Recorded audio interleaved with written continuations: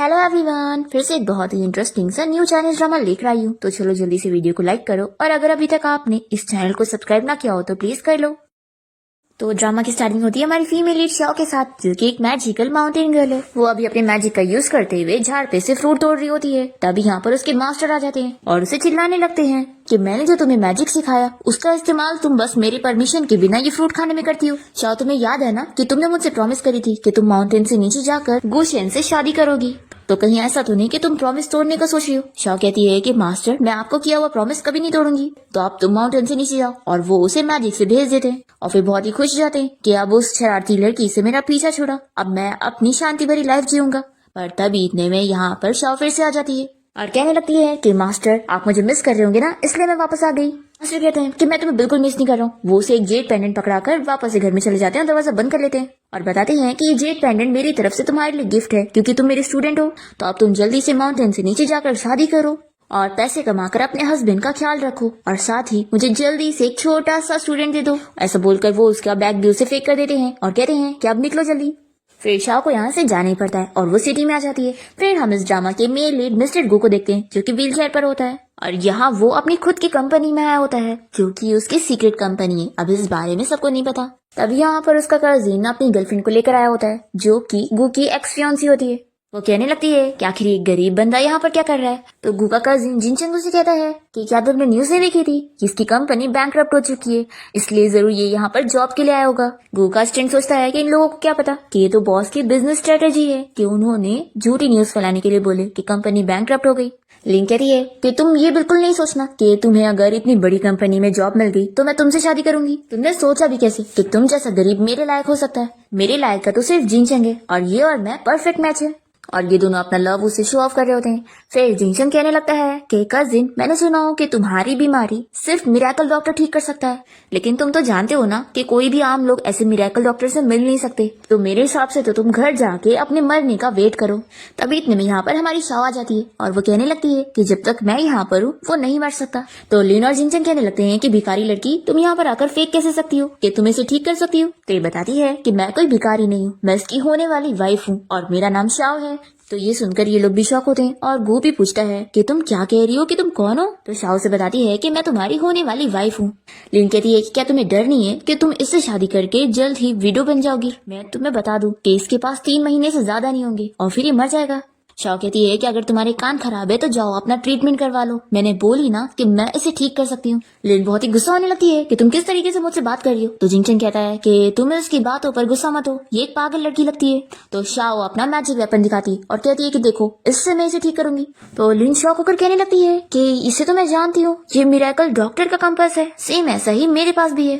तो शाओ सोचती है कि मेरी तरह ऐसा सेम कंपास तो मेरी सीनियर ब्रदर के पास ही है। गू सोचने लगता है कि क्या यही मिरेकल डॉक्टर की स्टूडेंट है जिसे मैं अब तक ढूंढ रहा था। तभी लिन हंसने लग जाती है और कहती है कि मैं मजाक कर रही थी, आखिर तुम जैसी भिखारी के पास मिरेकल डॉक्टर का ये कंपास कैसे आ सकता है। और देखो, ये कंपास तो सेम मेरे पास भी है, लेकिन मेरा गोल्ड का है और तुम्हारा तो जरूर लोहे का होगा। शाओ कहती है कि मुझे तुम जैसे लोगों के साथ कोई फालतू बकवास नहीं करनी है। और फिर ये गू से कहती है कि चलो हम लोग शादी करने चलते हैं। तो ये पूछता है कि आखिर तुम मुझसे शादी क्यों करना चाहती हो। तो शाओ बताती है कि तुम्हारे फादर हुआंग ने मेरे मास्टर ली बोवेन के साथ हमारी शादी फिक्स करे थे और मास्टर ने मुझे कहा है कि तुम्हारी फैमिली बैंकरप्ट हो गई है, तो मैं तुम्हारी वाइफ बनकर तुम्हारी हेल्प करूं। तो ये सुनकर को याद करने लगता है कि एक बार उसके डैड ने उसे अपने फ्रेंड मिस्टर ली बोवेन के बारे में बताए थे कि उनका वो फ्रेंड माउंटेन पर रहता है और उनके लिए बहुत सारे गिफ्ट भेजा है और वो कहते हैं कि किसी दिन मैं तुम्हें उससे मिलवाऊंगा। वो कहता है कि तुम जिसके बारे में बोल रही हो उसके बारे में मेरे डैड ने तो बताए थे। शाओ कहती है कि क्या सिटी के लड़के इतने ज्यादा स्लो होते हैं, आखिर तुम्हें मुझसे शादी करनी है या नहीं करनी है।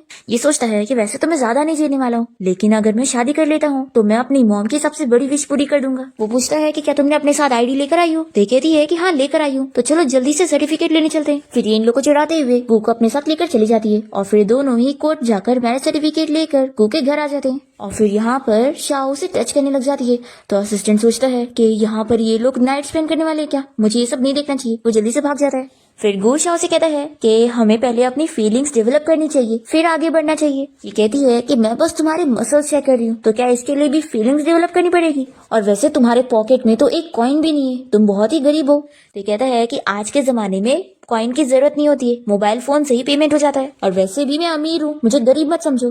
पर शाह को बिलीव नहीं होता। तो कहती है कि अगर तुम अमीर हो तो तुम वॉच क्यों नहीं पहने हो? सारे अमीर लोग तो वॉच पहनते हैं। ये कहता है कि मैं पहनना भूल गया। तो ये कहती है कि फिर बताओ कि तुम्हारे घर में एक भी पेंटिंग क्यों नहीं नजर आ रही है? तो गु कहता है कि वो इसलिए कि मुझे पेंटिंग में इंटरेस्ट ही नहीं है। ये कहती है कि अरे इतना फेंकने की जरूरत नहीं है, मैं जानती हूँ और मैं समझती भी हूँ। देखो तुम फिक्र मत करो, अब से मैं पैसे कमाऊंगी और फैमिली को सपोर्ट करूंगी। तुम्हें पता है हम माउंटेन की लड़कियां बहुत ही ज्यादा केपेबल होती है। तो गु इसे देखकर सोचता है कि ये लड़की सच में बहुत इंटरेस्टिंग है, तो इसे जो करना है मैं इसे करने देता हूँ। फिर इसके बाद गु शाओ को कुछ कपड़ों का बैग देता है और कहता है कि तुम अपना ड्रेस चेंज कर लो और यहाँ की ड्रेसअप करो। तो शाओ कहती है कि ठीक है, तुम मेरा वेट करो। और फिर वो ड्रेस चेंज करने जाती है और पूरा 1 घंटा हो जाता है। तो ये आवाज देता है कि आखिर तुम्हें इतना देर क्यों लग रहा है? तभी शाओ जैसे ही रेडी होकर आती है तो ये उसे देखकर शॉक हो जाता है और कहता है कि मैंने तुम्हें ड्रेस पहनने के लिए बोला था, बेडशीट लपेटने के लिए नहीं। तो ये कह रही है कि तुमने मुझे जो कपड़े दिए इसे पहनना इतना मुश्किल था, तो मैंने सोची कि इससे अच्छा मैं यही पहन लूं। तो गु कहता है कि अच्छा ठीक है, मैं तुम्हें सिंपल कपड़े दिलाने के लिए बाहर शॉपिंग पर लेकर चलता हूँ।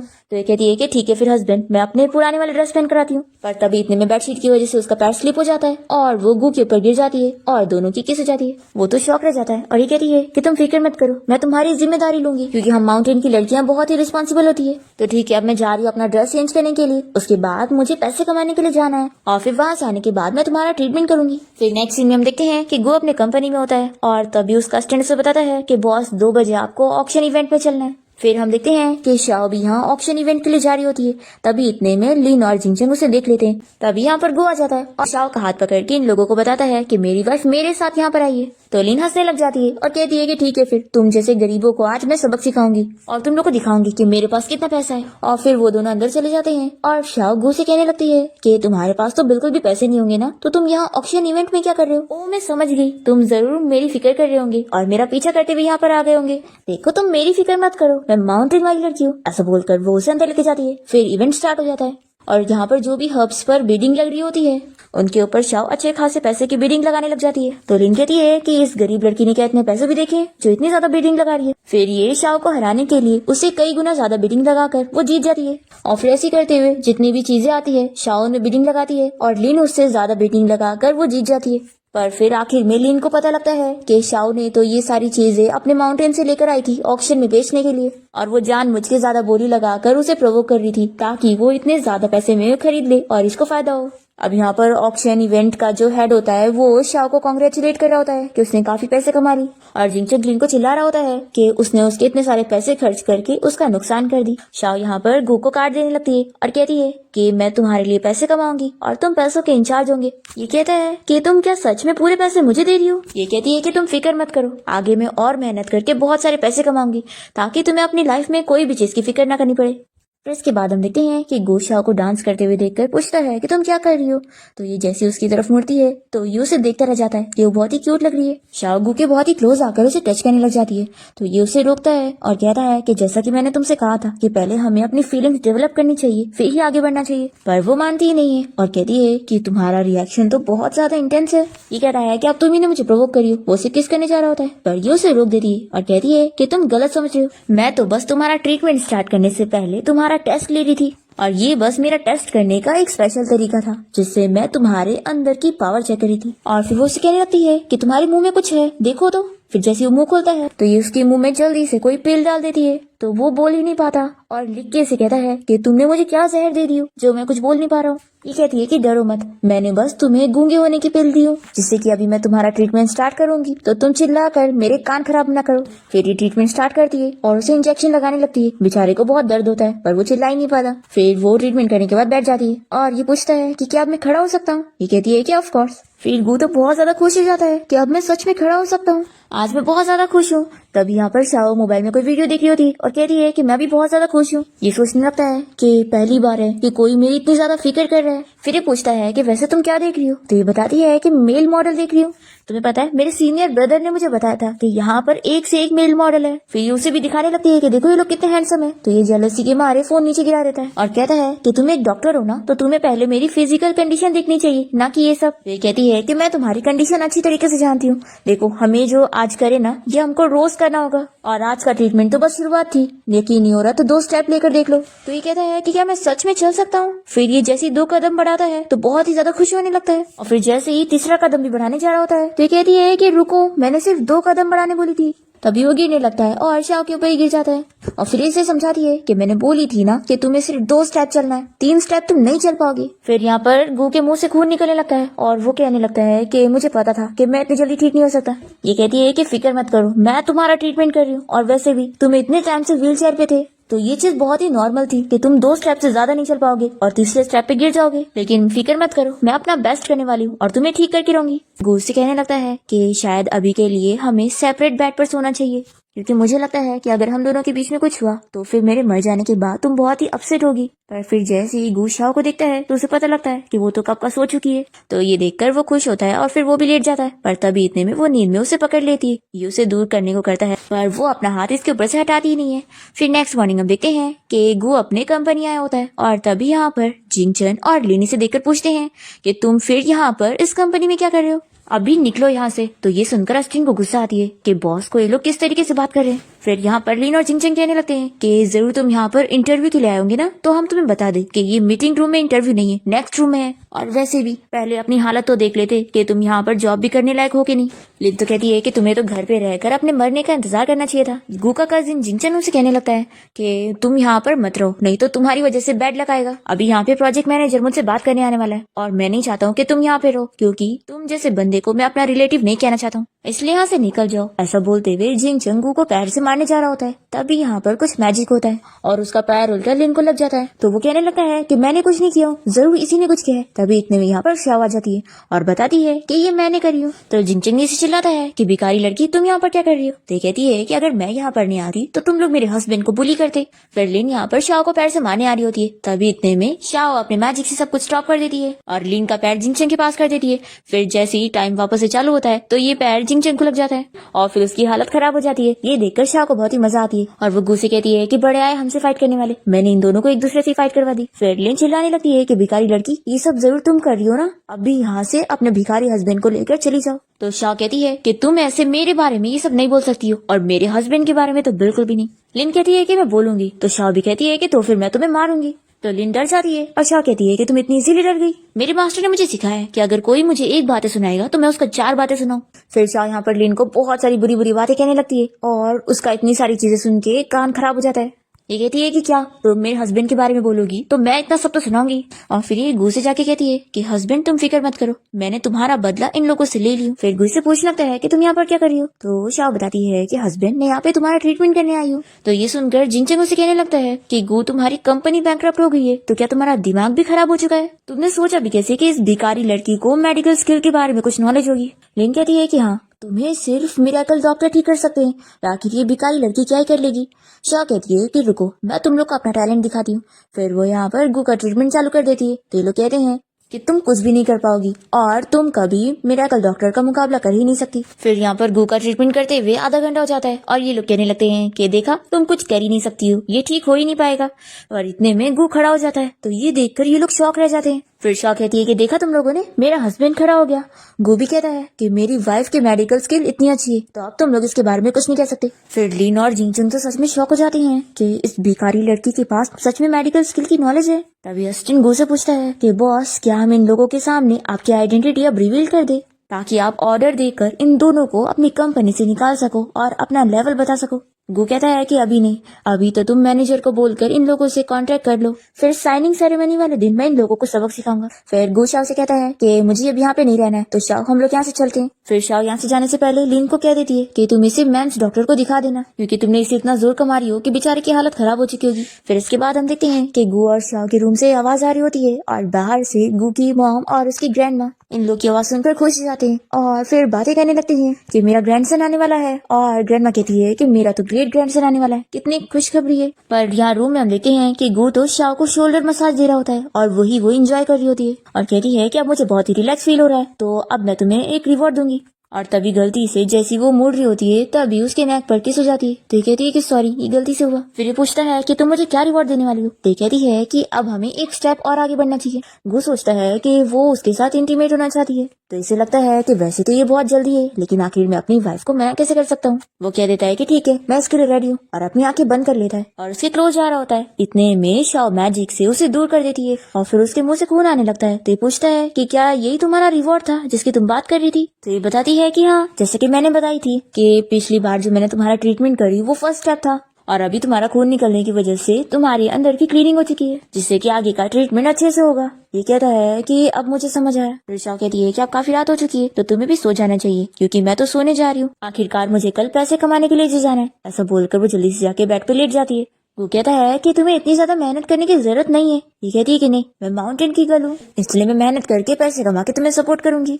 वो कहने लगता है कि तुमने गलत समझ ली हो, मैं कोई बैंकरप्ट नहीं हूँ, मैं बल्कि अमीर हूँ। पर शाह उसकी कोई बातें नहीं सुनती और वो सो जाती है और उसे पकड़ के सो रही होती है। तो सोचता है कि ये आखिर ऐसे कैसे सो जाती है। फिर नेक्स्ट दिन देखते हैं कि शाओ एक होटल गई होती है और यहाँ पर वो कुछ मेल मॉडल्स को हायर करती है, और मैनेजर बताता है कि ये सबसे बेस्ट मेल मॉडल्स है, तो क्या आपको पसंद है। शाओ कहती है कि हाँ, अच्छे हैं। तभी लिन भी यहाँ होटल आई होती है और वो शाओ को मॉडल्स के साथ देखकर जल्दी से इन लोग की वीडियो बना लेती और सोचती है कि अब मैं उस गरीब लड़के को दिखाऊंगी कि उसकी वाइफ उसे कैसे चीट कर रही है। वो यहाँ पर अपने घर से निकल ही रहा होता है कि तभी इतने में उसको ये वीडियो आ जाती है। वो ये देखकर बहुत ही शॉक हो जाता है कि आखिर ये क्या कर रही है।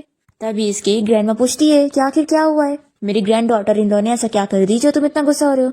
ये कहता है कि ग्रैंडमा, मैं आपको बाद में बताऊंगा। तो इसकी मॉम और ग्रैंडमा कहने लगे हैं कि तुम अपना गुस्सा शांत करो, अगर शाह ने कुछ गलत भी करी है तो भी थोड़ा सह के ले लो, आखिर आने वाले बच्चे के लिए तुम दोनों को समझ के लेना होगा। तो वो कहता है कि ठीक है, मैं समझ गया, और वो बाहर चला जाता है। और फिर ये गुस्से में होटल पहुंचता है। तो इसका असिस्टेंट कहता है कि बॉस, क्या पता आपको मिसअंडरस्टैंडिंग हो गई होगी, आप सिर्फ उन वीडियोस पर बिलीव करके कुछ भी सोच नहीं सकते। वो कहता है कि तुम कैसे कह रहे हो कि मैं काम डाउन हो जाऊँ। वो यहाँ पर मेल मॉडल के साथ होटल आई है। फिर रूम में से मेल मॉडल्स की आवाज आने लगती है। तो ये सुनकर गु जल्दी से दरवाजा तोड़ते हुए अंदर आ जाता है और शाओ इसे देखकर शॉक होती है और पूछती है कि हस्बैंड, तुम यहाँ पर क्या कर रहे हो। ये पूछता है कि तुम मुझे बताओ कि तुम यहाँ पर इन मेल मॉडल्स के साथ क्या कर रही हो। तो ये बताती है कि मैं यहाँ पर पैसे कमाने के लिए आई हूँ। तो ये सुनकर वो शॉक होता है और फिर वो देखता है कि यहाँ पर ये मेल मॉडल्स बहुत ही खुश हो रहे होते हैं और कहते हैं कि तुमने हमें कितनी अच्छी पिल्स दी हो जिससे हमें मसल्स आ रहे हैं। तो शाह यहाँ पर गु को बताती है कि देखो मैंने कितने सारे पैसे कमा लिए। तो ये बहुत ही खुश होता है कि ये तो बस यहाँ पर काम के लिए आई थी। फिर पूछती है कि कहीं तुम यहाँ पर इसलिए तो नहीं आए ना कि तुम मुझ पर ट्रस्ट नहीं करते हो। ये कहता है कि ऐसा कैसे हो सकता है कि मैं तुम पर ट्रस्ट नहीं करता हूँ, और तुम्हारी पैसे कमाने के लिए इतनी मेहनत देकर मैं तुम्हें एक प्रोजेक्ट के लिए इन्वाइट करना चाहता हूँ। आज त्यानजन ग्रुप कंपनी की साइनिंग इवेंट है, तो तुम भी वहाँ पर चलना और जरूर तुम वहाँ पर पैसे कमा पाओगी। तो ये मान जाती है कि ठीक है, मैं भी चलूंगी। फिर इसके बाद जैसे ये लोग पार्टी में पहुंचते हैं तो यहाँ पर लिन और जिंगचंग इन लोग को देखकर पूछ लेते हैं कि आखिर तुम जैसे गरीब यहाँ पर क्या कर रहे हैं।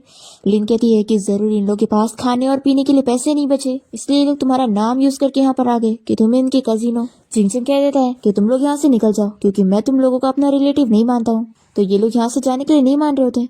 तो लिन पूछती है कि हमारे पास तो इनविटेशन है, क्या तुम लोग के पास इनविटेशन है। तो गु कहता है कि हमारे पास इनविटेशन तो नहीं है, लेकिन हमें इनविटेशन की जरूरत भी नहीं।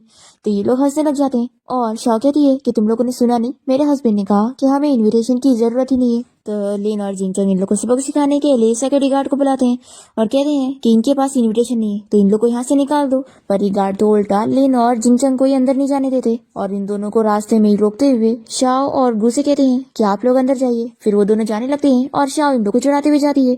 तो लिन और जिंगचंग चिल्लाने लगते हैं कि आखिर ये सब क्या था। तो गार्ड कहते हैं कि आप लोग भी अंदर जाओ। तो ये लोग सोचते हैं कि लगता है सिक्योरिटी गार्ड ने गलत समझ लिए थे, इसलिए गलती से उन लोगों को अंदर जाने दिए। बस एक बार मैं त्यानजन ग्रुप कंपनी के साथ कॉन्ट्रैक्ट साइन कर लूं, फिर मैं इन लोगों को सबक सिखाऊंगा। फिर यहाँ इवेंट में आने के बाद शाओ गु से पूछती है कि ये तो साइनिंग सेरेमनी है, आखिर मैं यहाँ पर कैसे पैसे कमाऊंगी। कहीं ऐसा तो नहीं कि तुम्हें पता है कि तुम्हारे भाई को यहाँ पर हार्ट अटैक आने वाला है और तुम उसे हार्ट की मेडिसिन देकर पैसे कमाना चाहते हो।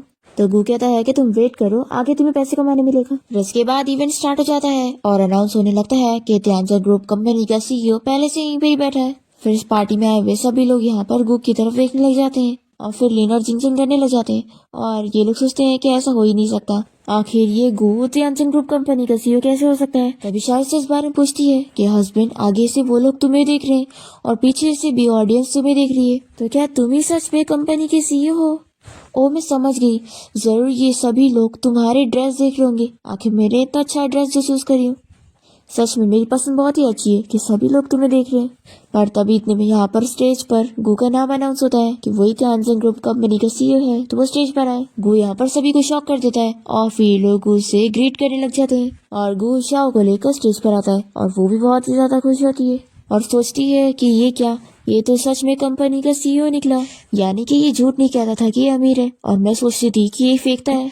फिर इसका कजिन जिंगचंग भी शॉक होने लगता है कि अब समझ आया कि यहाँ पर आने के लिए तुम्हें इनविटेशन क्यों नहीं लगा। फिर लिन भी यहाँ पर शॉक होने लगती है कि ये क्या, ये तो इतना अमीर है और मैंने इतने अमीर बंदे के साथ अपनी एंगेजमेंट तोड़ दी, मैं तो पागल ही हो गई हूँ, ऐसा बोलकर ये शॉक हो रही होती है।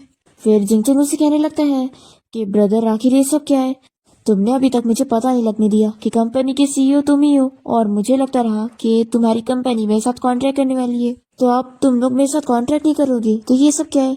वो कहता है कि मैं तो बस खेल रहा था ताकि ऐसे वक्त पर तुम्हें छोड़कर तुम्हें सबक सिखा सकूं।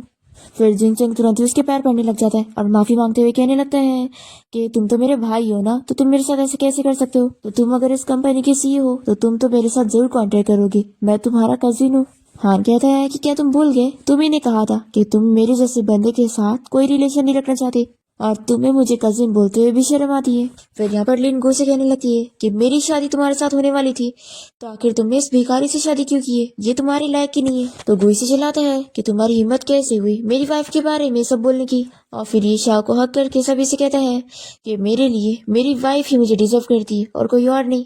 ऐसा बोलते हुए वो शाह के फोरहेड पर किस करता है और वो भी बहुत ही शौक हो रही होती है। तो सभी लोग बातें करने लगते हैं कि लगता है मिस्टर गू की वाइफ को भी अभी इस बारे में पता चल रहा है कि वो इतने बड़े बिलियनर है और सच में वो तो अपनी वाइफ को कितना चाहते हैं, कितने स्वीट लग रहे हो दोनों। तभी यहाँ पर लिन शाह को चिल्लाने लगती है और कहती है कि तुम वहाँ से हट जाओ, तुम एक भिखारी लड़की हो जो कि मिस्टर गू के लायक नहीं और मैं उसकी फियांसी हूँ, सिर्फ मैं उससे शादी कर सकती हूँ। ये सुनकर शाह को गुस्सा आती है और वो अपनी मैजिक का यूज करते हुए उसके मुंह पे एप्पल डाल देती है, जिसके बाद वो कुछ नहीं बोल पाती। फिर शाह गुस्से कहती है कि सॉरी, कहीं मैंने तुम्हें डरा तो नहीं दी ना। तो कहता है कि बिल्कुल भी नहीं, देखो लेकिन मैं तुम्हें पहले ही बता देती हूँ कि तुम अमीर हो तो क्या हुआ, तुम मुझ जैसी माउंटेन लड़की को ऐसे चीट नहीं कर सकते। तो गू इसे इसका फोन मांगता है और इसके अकाउंट में बहुत सारे पैसे ट्रांसफर कर देता है, तो ये देखकर वो भी मान जाती है कि वो सच में अमीर है। फिर वो यहाँ पर लिन को दिखाने लगती है कि देखो मेरे पास अब कितने ज्यादा पैसे, मेरा हस्बैंड बहुत ही ज्यादा अमीर है और अब मैं भी अमीर हो चुकी हूँ, बताओ अब तुम्हें बहुत ज्यादा इरिटेट फील हो रहा होगा ना। लिन से इशारा करती है कि तुम मेरा मुंह खोलो, पर शाह बिल्कुल नहीं सुनती। फिर गू से कहता है कि मैंने तुम्हें बोला था ना कि आज तुम्हें पैसे कमाने का मौका मिलेगा, देखो तुम्हारे पास अब कितने सारे पैसे। तो ये से कहती है कि थैंक यू हस्बैंड, और वैसे हाँ मेरे सीनियर ब्रदर ने मुझे बताया है कि रिच मैन बहुत ही आसानी से चीट कर लेते हैं और बुरे बन जाते हैं, तो अगर तुमने कभी मुझे चीट किया तो मैं तुमसे डिवोर्स ले लूंगी। तो गो यहाँ पर कहता है कि ऐसा कभी नहीं होगा। तभी लिन भी इन लोग की बातें सुन लेती है और सोचती है कि देख लेना, मैं इसे चीटिंग करवा कर तुम दोनों का डिवोर्स करवाऊंगी। फिर इसके बाद हम देखते हैं कि गो यहाँ पर अपनी कंपनी से निकलकर जैसे ही पार्किंग लॉट में आता है, तभी उसे यहाँ पर शाओ का बैग पड़ा हुआ मिलता है। तो सोचता है कि शाओ का बैग यहाँ पर कैसे। तभी इतने में यहाँ पर वो एक लड़की को देखता है जो कि शाओ के कपड़े पहनी हुई होती है और उसका मुंह बंद होता है और दो गार्ड उसे पकड़ के लेके जा रहे होते हैं, पर फिर ये जल्दी से उन लोग का पीछा करता है और उसे बचाकर जल्दी से अपनी कंपनी में ले आता है। पर फिर इसकी स्मेल से इसे पता लग जाता है कि ये मेरी शाओ नहीं हो सकती, इसकी परफ्यूम दूसरी है। वो उसे दूर कर देता है। तभी इतने में लिनो से बताती है कि ये मैं हूँ और फिर वो उसे सेड्यूस करने की कोशिश करती है और कहती है कि देखो वो भिखारी लड़की तुम्हारे लायक की नहीं है और हम दोनों ही एक दूसरे के परफेक्ट मैच है। तो ये से दूर करता है और याद दिलाता है कि वो तुम ही थी जो मेरे बैंकरप्ट होने की न्यूज सुनने के बाद मुझे छोड़ चुकी थी और तुम ही ने खुद मेरे साथ एंगेजमेंट तोड़ी थी, तो अब तुम मेरे पास वापस कैसे आ रही हो। तो ये कहती है कि वो सब तुम भूल जाओ क्योंकि तुम्हारे कजिन ने मुझे फूल बना दिया था और मैं बस उसकी बातों में आ गई थी, लेकिन तुम तो जानते हो ना मैं हमेशा से तुम्हें ही चाहती थी। गुई से दूर करता है और उससे समझाता है कि मैं अपनी वाइफ से बहुत प्यार करता हूँ, इसलिए तुम हम दोनों के बीच में नहीं आ सकती हो। वो इसे मार के दूर कर देता है, पर तभी इतने में गु को चक्कर आने लग जाते हैं। तो वो इससे चिल्लाता है कि क्या तुमने मुझे ड्रग दी हो। ये कहती है कि हाँ, लेकिन तुम तो मेरे फियांसी हो ना, तो तुम्हें ड्रग देने में क्या गलत है। फिर इसके बाद ये इसके पास जाने लगती है और कहती है कि फिक्र मत करो, अब जब तुम्हारी वाइफ तुम्हारा और मेरा ये वीडियो देखेगी तो उसके बाद वो तुम्हें छोड़ देगी। दूसरी तरफ हम यहाँ शाह को देखते हैं जो कि गू की मॉम और ग्रैंडमा के साथ मिलकर डांस कर रही होती है।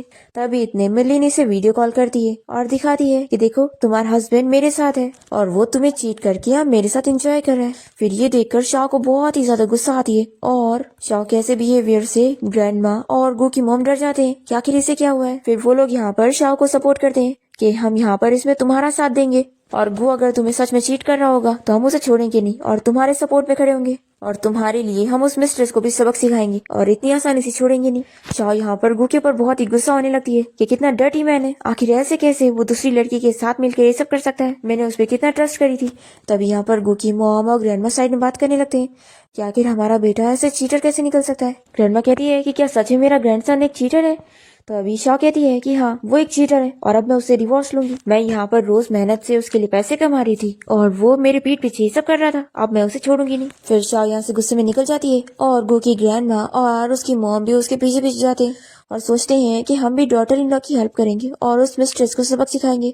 हम देखते हैं कि शाह जैसे यहाँ पर पहुंचती है तो लिन उससे सब बताने लग जाती है कि तुम्हें पता है तुम्हारा हस्बैंड बिल्कुल भी तुम्हें चाहता नहीं और वो तो मुझसे प्यार करता है, और वो उसे झूठ झूठ सब बताने लगती है कि उन लोगों ने रात में क्या क्या करे और कितना एंजॉय करे। पर शाह तो समझ जाती है और कहती है कि एक्टिंग करना बंद करो, मैं सब जानती हूँ कि तुम बस प्रिटेंड कर रही हो। ये सुनकर लिन शॉक होती है कि आखिर इसे पता कैसे लग गया, पर फिर भी वो एक्टिंग करे जाती है और कहती है कि तुम्हें जो सोचना है वो सोच लो, तुम्हारा हस्बैंड तो तुम्हें छोड़ने वाला है। तभी शाह उसके मुंह में सच बोलने वाली पील डाल देती है और फिर उसे पूछती है कि अब मुझे सारा सच बताओ कि आखिर तुमने मेरे हस्बैंड के साथ क्या की और उसे यहाँ पर कैसे लेकर आई। तो लिन ना चाहते हुए भी पील की वजह से सारा सच बता देती है कि कैसे उसने गू को उल्लू बनाते हुए यहाँ पर लेकर आ गई। शाह इसकी सारी बातें रिकॉर्ड कर लेती है और फिर से कहती है कि तुम्हें पता है तुमने जो काम करी हो इसकी तुम्हें सजा मिलेगी और अब पुलिस से तुम्हें अरेस्ट करके लेके जाएगी। फिर लिन डर जाती है और उसकी ग्रैंडमा को मनाने लग जाती है कि प्लीज आप ही मुझे बचा सकती है, और फिर ये उन्हें अपनी बातों में लेने की कोशिश करती है और उन्हें इमोशनल करने लगती है। पर ग्रैंडमा इसकी बातों में बिल्कुल नहीं आती और वो तो उल्टा इसे मिस्ट्रेस कहने लगती है कि बड़ी आई मेरे ग्रैंडसन को फंसाना चाहती थी। फिर जैसे ऑफिसर यहाँ पर आते हैं तो शाह उन लोगों को वही रिकॉर्डिंग देकर लिन को अरेस्ट करवा देती है और फिर शाह यहाँ गू की मॉम और ग्रैंडमा की मदद से गू को घसीट कर घर ले आते हैं। और तभी इतने में शाह को उसकी मास्टर की कॉल आती है और वो कहते हैं कि तुमने मुझे बताई थी ना कि तुम्हारे हस्बैंड ने तुम्हें चीट किया है, इसलिए मैं वहाँ पे आ रहा हूँ उस चीटर को सबक सिखाने के लिए। तो शाह कहती है कि मास्टर अब ऐसी बात नहीं, तो आपको आने की जरूरत नहीं है। पर तभी इतने में डोरबेल बजता है और शाह देखती है कि उसकी मास्टर यहाँ पर पहुंच गए। शाह अपने मास्टर को देखते के साथ ही कहने लगती है कि मास्टर आप यहाँ पर क्या कर रहे हैं, मैंने आपको बोली थी ना कि आपको आने की जरूरत नहीं है। तो उसके मास्टर कहते हैं कि वो चीटर कहाँ पर है, मैं उसे सबक सिखाने आया हूँ और तुम्हें सपोर्ट करने आया हूँ, जल्दी से उस चीटर को यहाँ पर बुलाओ। तभी मास्टर को गुस्सा शांत करने के लिए यहाँ पे ग्रैंडमा उनके लिए पानी लेकर आ जाती है और कहती है कि मास्टर आप अपना गुस्सा शांत कर लो। फिर यहाँ पर गू की मॉम मास्टर के लिए पेस्ट्री लेकर आती है और कहती है कि पहले आप कुछ खा तो लो, मैं जानती हूँ कि इसमें मेरे बेटे की गलती है, लेकिन आप कुछ खाएंगे नहीं तो कैसे चलेगा। फिर मास्टर को भी पेस्ट्री देखकर लालच आ जाती है और वो कहते हैं कि लेकिन अगर मैं इसे खा लूंगा तो भी मैं क्या आपके बेटे को सबक सिखा सकता हूँ। गू की मॉम मान जाती है और कहती है कि क्यों नहीं, आखिर आप शाह के मास्टर हैं। तो ये सुनकर तो मास्टर बड़े खुश होकर जल्दी से पेस्ट्री एंजॉय करने लगते हैं। फिर इसके बाद हम देखते हैं कि जब गू को होश आता है तो वो सामने मास्टर को खड़ा देखकर पूछता है कि ये कौन है। शाह बताती है कि ये मेरे मास्टर है। फिर यहाँ पर मास्टर जोर जोर से चिल्लाने लग जाते हैं और कहने लगते हैं कि चीटर कहीं के, इस वक्त ही तुम शाह के साथ डिवोर्स लो। इतनी तेज आवाज सुनकर तो वो भी परेशान हो जाता है और फिर शॉक होकर पूछता है कि डिवोर्स क्यों। तो मास्टर कहते हैं कि मेरी शाह यहाँ पर तुम्हारी डिफिकल्टीज कम करने आई थी, तुम्हारी हेल्प करने आई थी, पर तुमने क्या किया, तुमने उसे चीट कर दिया, तुम कितने बुरे हो। तो ये कहता है कि मास्टर आपको गलतफहमी हो गई है, मैं शाह को डिवोर्स नहीं देने वाला हूँ। तो मास्टर कहते हैं कि अच्छा तो तुम चीटर्स के भी उस्ताद बन चुके हो, तुम खुल्लम खुल्ला चीटिंग करके बाहर मिस्ट्रेस रख रहे हो। हाँ मैं मानता हूँ कि मेरी शाह बहुत ही गुस्से वाली है और थोड़ी सी इरिटेबल है और बहुत ही ज्यादा सोती है, लेकिन तो क्या हुआ, है तो मेरी स्टूडेंट ना, तुम मेरी स्टूडेंट के साथ ऐसा नहीं कर सकते। शाह कहती है कि मास्टर आप मुझे सपोर्ट कर रहे हैं कि मेरी बेइज्जती कर रहे हैं। तो मास्टर कहते हैं कि ऑफकोर्स तुम्हारी साइड ले रहा हूँ और हाँ डिवोर्स के बाद प्रॉपर्टी भी आधी आधी इक्वल डिवाइड होगी। गू कह देता है कि मास्टर मैं ये डिवोर्स नहीं दूंगा। तो वो कहते हैं कि अगर तुम नहीं दोगे तो मैं कोर्ट में केस करूंगा। और फिर वो शाह से भी कह देते हैं कि इसके घर से सारी चीजें उठा लो जो जो चाहिए। तभी यहाँ पर शाह से ग्रैंडमा और गू की मॉम कहने लगती है कि हमें भी अपने साथ लेकर चलो। तो शाह ये सुनकर शॉक होती है। तभी गू कहने लगता है कि मॉम और ग्रैंडमा आप लोग ये क्या कर रहे हो, मैंने कोई चीटिंग नहीं किया। गू कहता है कि मास्टर आप काम डाउन हो जाओ, पहले मेरी एक्सप्लेनेशन तो सुन लो। तो मास्टर कहते हैं कि मैं काम डाउन नहीं हो पा रहा हूँ, मुझे बहुत गुस्सा आ रहा है। तभी शाह बताती है कि मास्टर आपको पता है मैंने यहाँ पर एक बहुत ही अच्छा डांस सीखी हूँ जिसमें जंप करना होता है और ये डांस करके आप काम डाउन हो जाएंगे। तभी गू की मॉम और ग्रैंडमा कहते हैं कि हम भी आपके साथ करेंगे। फिर इसके बाद ये चारों ही मिलके डांस करने लग जाते हैं और गू बस इन लोग को बैठ के देख रहा होता है कि इन लोग का क्या चल रहा है। फिर डांस करके इन लोग को बहुत ही मजा आता है और मास्टर कहते हैं कि अब मेरा गुस्सा पूरी तरीके से शांत हो चुका है। और फिर इसके बाद शाओ शांति में बैठकर अपने मास्टर को सारी चीजें एक्सप्लेन करती है कि क्या क्या हुआ था।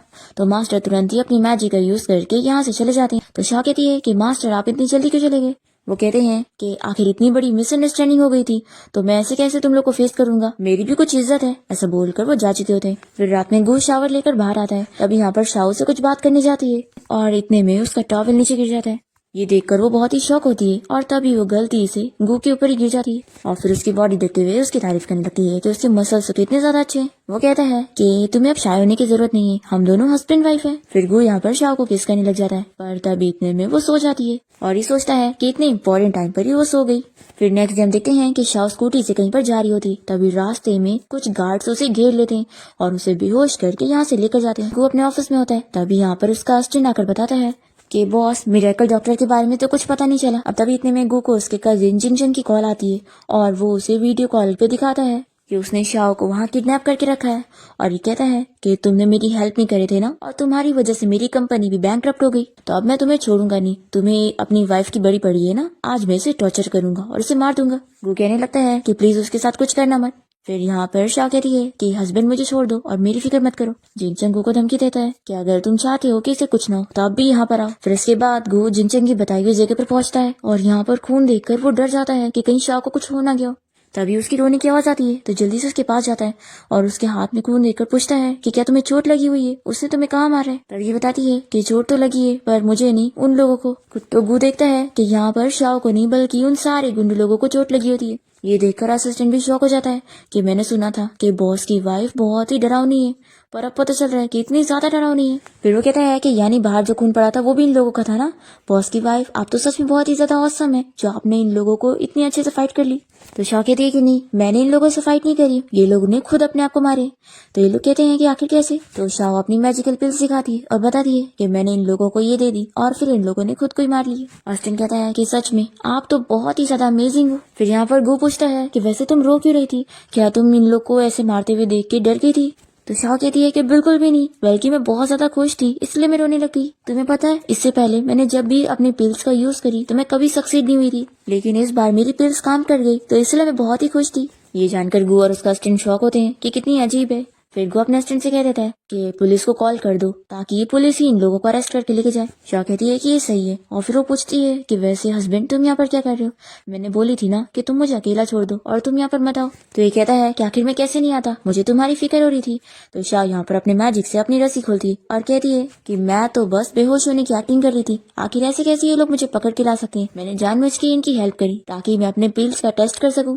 तो गू कहता है कि मान गया, मेरी वाइफ सबसे बेस्ट है, तो चलो अब घर चलते हैं। तो शाह कहने लगती है कि हस्बैंड मेरे पैर बहुत दुख रहे हैं, मैं चल नहीं पा रही हूँ। तो ये तुरंत ही उसे उठा लेता है और शाह बहुत ही खुश हो जाती है। फिर घर पे गू यहाँ पर शाह को शोल्डर मसाज दे रहा होता है, तभी इतने में शाह के फोन पर उसके सीनियर ब्रदर का कॉल आता है और ये तुरंत ही कॉल उठा के कहती है कि क्या वो सीनियर ब्रदर, कुछ इमरजेंसी का काम है, ठीक है मैं अभी वहाँ पर आ रही हूँ। फिर वो जल्दी से रेडी होकर निकल रही होती है तो गू से कहता है कि चलो मैं तुम्हें छोड़ देता हूँ। तो कहती है कि इसकी जरूरत नहीं है और वो मैजिक से गायब हो जाती है। फिर गू अपने असिस्टेंट को कॉल करके कार रेडी करने के लिए बोलता है और फिर वो उस होटल के बाहर पहुंच जाता है और अपने असिस्टेंट से कहता है और बहुत ही खुश होने लगता है कि जब शाह यहाँ पर मुझे देखेगी कि मैं उसे पिक करने के लिए आया हूँ तो वो कितना खुश होगी। फिर ये उसे कॉल लगाता है और उसे कॉल पर शाह की आवाज आती है जो कि अपने सीनियर ब्रदर से बात कर रही थी और उसे अपने कपड़े उतारने का बोल रही होती है। तो ये सुनने के बाद गू को बहुत ही गुस्सा आती है और वो अपने असिस्टेंट से कहता है कि ये क्या। अब मैं सोचूं कि वो बार बार अपने सीनियर ब्रदर का नाम क्यों लेती रहती है। अब पता चल रहा है कि उसके साथ उसका कुछ अलग ही रिलेशनशिप है। असिस्टेंट से शांत करता है कि बॉस आप गुस्सा मत हो, आपको याद है ना पिछली बार आप होटल में भी मिसअंडरस्टैंड कर चुके थे। फिर गू यहाँ पर जल्दी से देखने के लिए आता है कि शाह यहाँ पर क्या करने आई है। तभी वो देखता है कि शाह तो यहाँ पर एक लड़की के साथ होती है जो कि उसे ड्रेस पहनाने में हेल्प कर रही थी। वो उसे कहती है कि सीनियर ब्रदर यही मेरा हस्बैंड है। ये सुनकर गू शॉक हो जाता है और कहता है क्या सीनियर ब्रदर एक लड़की है। असिस्टेंट कहता है कि बॉस इसे तो सीनियर सिस्टर बोलना चाहिए था ना। तो शाह कहती है कि किसने कहा है कि लड़की को सीनियर ब्रदर नहीं बोल सकते। फिर शाह की सीनियर यहाँ पर इन लोगों को अपनी आईडी दिखाती है और कहती है कि मेरा यही नाम है, क्या तुम लोग को इस बात से कोई प्रॉब्लम है। तो ये लोग कहते हैं कि नहीं, तुम बहुत ही डोमिनेटिंग और ये नाम तुम्हें सूट करता है। फिर शाह पूछ लगती है कि वैसे हस्बैंड तुम यहाँ पर क्या कर रहे हो। तो ये कहता है कि मैंने कॉल पर सुना था कि तुम्हारी सीनियर ब्रदर को मॉडल की जरूरत है तो मैं यहाँ पर हेल्प करने आ गया और इतना जल्दी में आया कि गलती से नॉक करना भूल गया। फिर शाह की सीनियर ब्रदर कहने लगती है कि तुम्हारा हस्बैंड तो कितना ज्यादा हैंडसम है, इसे देख कर ही लगता है कि इसके मसल्स भी कितने ज्यादा अच्छे होंगे, क्या मैं इसे टच कर सकती हूँ। तो शाह परमिशन दे देती है। तो गू कहता है कि आखिर तुम ऐसे कैसे इसे हाँ कह सकती हो। ये जल्दी से अपने असिस्टेंट को आगे कर देता है कि तुम्हें मेरे लिए सेक्रीफाइस करना पड़ेगा। पर तभी यहाँ पर शाह की सीनियर ब्रदर खुद ही अपने आप को रोक लेती और कहती है कि नहीं, मैं अपनी जूनियर सिस्टर के हस्बैंड को ऐसे थोड़ी ना रजिस्ट कर सकती हूँ। तो शाह कहती है कि देखा मेरी सीनियर ब्रदर बहुत ही अच्छी है। फिर इसकी सीनियर ब्रदर कहती है कि वैसे तुमने बताई थी कि तुम्हारे हस्बैंड की बॉडी के साथ साथ उसकी टेक्नोलॉजी भी अच्छी है, तो क्या तुम मुझे एक्सपीरियंस करने दोगी? तो शाह कहती है कि बिल्कुल आप कर सकती है। तो ये सुनकर गू कहता है कि आखिर तुम अपने हस्बैंड को किसी और को ऐसे कैसे दे सकती हो? फिर शाह की सीनियर ब्रदर यहाँ पर गू के पास बढ़ रही होती है और वो डरे जा रहा होता है, पर तभी वो इसे अपना लैपटॉप पकड़ाती है और कहती है कि तुम एक टेक्निकल पर्सन हो ना, तो मेरी इस बग को फिक्स करने में हेल्प कर दो। तो ये कहता है कि क्या बस यही करना था? फिर ये जल्दी से प्रॉब्लम सॉल्व कर देता है। तो शाह की सीनियर ब्रदर बहुत ही खुश हो जाती है और कहती है कि चलो इस खुशी में मैं तुम सभी को बारबेक्यू पार्टी देती हूँ। फिर इसके बाद ये लोग बारबेक्यू पार्टी कर रहे होते हैं और शाओ की सीनियर ब्रदर काफी ड्रिंक कर लेती है और वो बातों बातों में इन लोग को बता देती है कि जो शाओ है वो मिरेकल डॉक्टर की स्टूडेंट ही तो है, क्योंकि उसके जो मास्टर है वही मिरेकल डॉक्टर है। तो जल्दी से सीनियर ब्रदर इस बात को पलट देती है कि वो ऐसा नहीं कह रही थी और वो सोचती है कि मास्टर ने मुझे कहा था कि मुझे उनकी आइडेंटिटी को सीक्रेट रखना है। फिर यहाँ पर गू और शाओ घर जाने के लिए निकल रहे होते हैं, तो उसकी सीनियर ब्रदर उसे एक ड्रेस गिफ्ट करती है और कहती है कि ये मेरी तरफ से तुम दोनों का वेडिंग गिफ्ट होगा। फिर शाह और गू जब घर आते हैं, नई ड्रेस देखकर उससे कहती है कि मेरी सीनियर ब्रदर ने मुझे ये दी है, तो हस्बैंड मैं तुम्हारे लिए पहन कर आती हूँ। गू तो बहुत ही खुश हो जाता है कि आज मेरी वाइफ बहुत ही प्रोएक्टिव है, फिर तो मुझे भी रेडी होना पड़ेगा। वो जल्दी से नई ड्रेस में चेंज कर लेता है और काफी देर तक शाह का वेट करते रह जाता है, पर वो आती नहीं है। तो ये जाकर बाथरूम में चेक करता है कि वो बाथटब में ही सो चुकी है, तो इसकी क्यूटनेस देखकर वो भी शॉक रह जाता है। फिर नेक्स्ट डे हम देखते हैं कि शाओ एक पार्टी में गई होती है जहाँ पर उसने अपनी सीनियर ब्रदर की दी हुई ड्रेस को पहनी होती है। तो सभी लोग उसको देखकर बातें करने लगते हैं कि आखिर ये ब्यूटीफुल लड़की कौन है और इसने जो ड्रेस पहनी है ये तो फेमस डिजाइनर ओली की नई डिजाइन है। और ये लोग उसे पूछ लगते हैं कि आखिर उसका फेमस डिजाइनर ओली के साथ क्या रिलेशनशिप है। तभी इतने में यहाँ पार्टी में लीन आ जाती है और वो कहने लगती है कि क्या ही रिलेशन होगा। सभी लोग देखते हैं कि लिन ने भी सेम वैसी ड्रेस पहनी है, तो ये लोग सोचते हैं कि आखिर दोनों में से असली किसने पहना है। लिन शाओ के ऊपर इल्जाम लगाती है कि उसने फेक ड्रेस पहनी हुई है और असली में तो फेमस डिजाइनर ओली ने उसे ड्रेस गिफ्ट करी थी। तो शाओ कहती है कि इसकी बातों पर थोड़ी ना यकीन कर सकते। तभी इतने में पार्टी में गो की चाइल्डहुड फ्रेंड मी आ जाती है और वो कहने लगती है कि मैंने फेमस डिजाइनर ओली को देखी हूँ और उन्होंने लिन को अपनी ड्रेस गिफ्ट करी थी। तो लिन की ड्रेस असली है और शाओ की नकली है। फिर यहाँ पर सभी लोग शाओ का मजाक उड़ा रहे होते हैं। तभी शाओ जल्दी से अपने सीनियर ब्रदर को कॉल करके यहाँ पर बुला लेती है और सभी देखते हैं कि वही तो फेमस डिजाइनर ओली है। लिन उसे बताने के लिए बोलती है कि ये ड्रेस जो उसने पहनी है वही वाली असली है, और वो तो इससे स्लैप लगाती है और सभी को बताती है कि शाओ ने जो ड्रेस पहनी है वो असली वाली है और वो उसकी जूनियर सिस्टर है, इसलिए उसने उसे गिफ्ट दी थी। एक्चुअली शाओ की सीनियर ब्रदर यहाँ पर लिन से उसका बदला लेने आई होती है, उसकी बेइज्जती का। फिर लिन शाओ से बदला लेने के लिए वेटर को उसे ड्रग देने के लिए बोलती है और प्लान के हिसाब से मिया गू को एक होटल रूम के बाहर ले आती है और बताती है कि अंदर उसकी वाइफ शाओ किसी के साथ रूम में है। पर जैसे ही डोर खुलता है तो शाओ बताती है कि वो तो बिल्कुल ठीक है।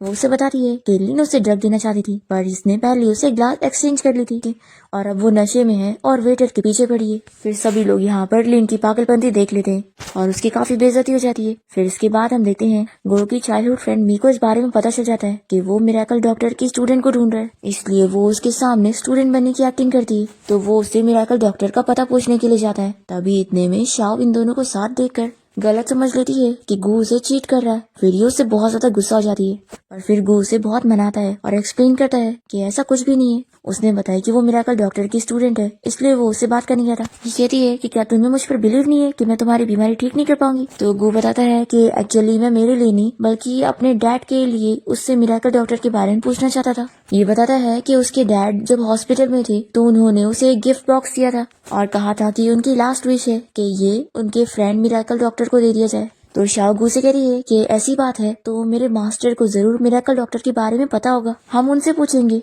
फिर ये अपने मास्टर को बुलाती है और उनसे मिरेकल डॉक्टर के बारे में पूछती है। मास्टर तो खुद ही मिरेकल डॉक्टर है, तो वो इन लोगों को कुछ नहीं बताते क्योंकि वो फेमस होना नहीं चाहते और वो बस लो प्रोफाइल में रहना चाहते हैं।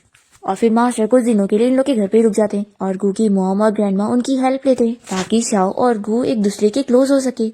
तो मास्टर यहाँ पर अपने मैजिक से इन दोनों को ड्रग दे देते, जिसके बाद शाओ और गू दोनों ही एक दूसरे से अपनी फीलिंग कन्फेस करते हैं और फिर उन्हें मैजिक के साथ रूम में भेज देते हैं और दोनों ही नाइट स्पेंड कर लेते हैं। नेक्स्ट मॉर्निंग जब दोनों को होश आता है तो उन्हें सब पता होता है और फिर वो दोनों वापस से रोमांस करते हैं। फिर हम देखते हैं कि मी यहाँ पर फिर से मिरेकल डॉक्टर की स्टूडेंट बनने का नाटक कर रही होती है और वो गू को ठीक करने के लिए उसे कोई पिल दे देती है, जिसके बाद वो बेहोश हो जाता है और फिर ये शाओ को बताती है कि उसने जानबूझ के उसे जहर दी। क्योंकि वो जब उसका नहीं हो सकता तो वो उसे उसका भी नहीं होने देगी। फिर शाओ सोचती है कि अब वो उसे ठीक कैसे करेगी। तब यहाँ पर शाओ की सीनियर ब्रदर आ जाती है और कहती है कि इसे अब मिरेकल डॉक्टर ही ठीक कर सकते। तो मी कहती है कि मिरेकल डॉक्टर का तो कोई पता ही नहीं है, तो अब ये ठीक हो ही नहीं सकता। तभी यहाँ पर ये लोग अपने मास्टर को बुला लेते हैं और शाओ उनसे कहने लगती है कि प्लीज आप मिरेकल डॉक्टर को ढूंढो। तो सीनियर ब्रदर बताती है कि यही मिरेकल डॉक्टर है। और फिर यहाँ पर मास्टर गु को चेक करते हैं तो बताते हैं कि उसे कुछ भी नहीं हुआ है, बस उसने फेक डेथ पिल लिया हुआ है। सीनियर ब्रदर बताती है कि उसने उसकी मेडिसिन चेंज कर दी थी और स्लीपिंग पिल की जगह ये वाली पिल रख दी थी, जिसमें ऐसा फील होता है कि वो बंदा मर गया लेकिन उसे कुछ नहीं हुआ है। फिर मी का प्लान खराब हो जाता है कि वो उसे मारना चाहती थी लेकिन उसे कुछ हुआ ही नहीं। फिर इसके बाद गु को जब होश आता है तो शाओ से बताती है कि मिरेकल डॉक्टर उसके मास्टर ही हैं। फिर ये उन्हें वो बॉक्स दे देता है जो उसके डैड ने उन्हें देने के लिए बोले थे। फिर इसके बाद हम देखते हैं कि पूरी फैमिली मिलकर डिनर कर रहे होते हैं। तभी इतने में शाओ यहाँ पर बेहोश हो जाती है। फिर इसके बाद शाओ के मास्टर और उसके सीनियर ब्रदर उसका चेकअप करते हैं और इन लोगों को गुड न्यूज देते हैं कि वो प्रेग्नेंट हो गई है। फिर इसके बाद जब शाओ को होश आता है तो गु इसे गुड न्यूज देता है कि वो दोनों मम्मी डैडी बनने वाले हैं, तो वो भी बहुत ज्यादा हैप्पी हो जाती है। फिर हमें डायरेक्ट कुछ साल बाद का सीन दिखाते हैं। यहाँ पर शाओ के मास्टर उसके तीनों बेबी को संभाल रहे होते हैं। तभी यहाँ पर शाओ का कॉल आता है और वो उन्हें गुड न्यूज देती है कि मास्टर जल्द ही मेरा चौथा बेबी भी आने वाला है। तो मास्टर तो बहुत ज्यादा परेशान हो जाते हैं और इसी के साथ इस ड्रामा की हैप्पी एंडिंग हो जाती है।